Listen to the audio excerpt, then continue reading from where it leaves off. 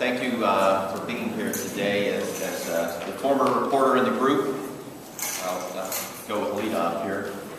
Good morning. Thank you for coming here today to learn about our Taxpayer Right to Know initiative for the state's mid-biennial budget. I think we should start off by making very clear Ohio needs transparent government, and that, Governor, is not an overly broad request. The driving force behind the Taxpayer Right to Know initiative isn't complicated. It's simple.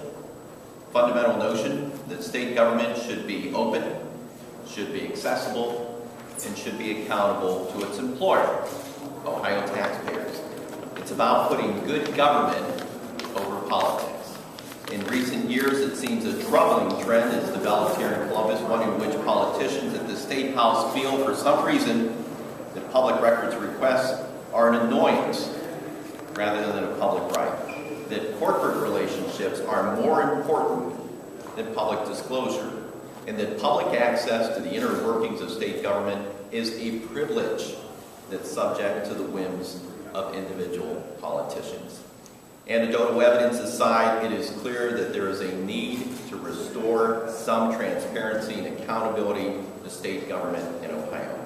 And with this trend emerging, it should come as no surprise that good government groups rank Ohio low in integrity and transparency.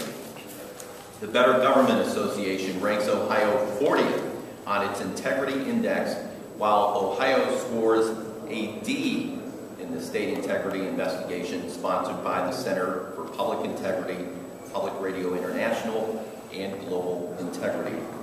The Buckeye State had a near failing grade in the Public Interest Research Group's state-by-state study of spending transparency, and, no surprise here, Jobs Ohio was singled out as an obstacle to transparency and accountability for the nonprofit group Good Jobs First.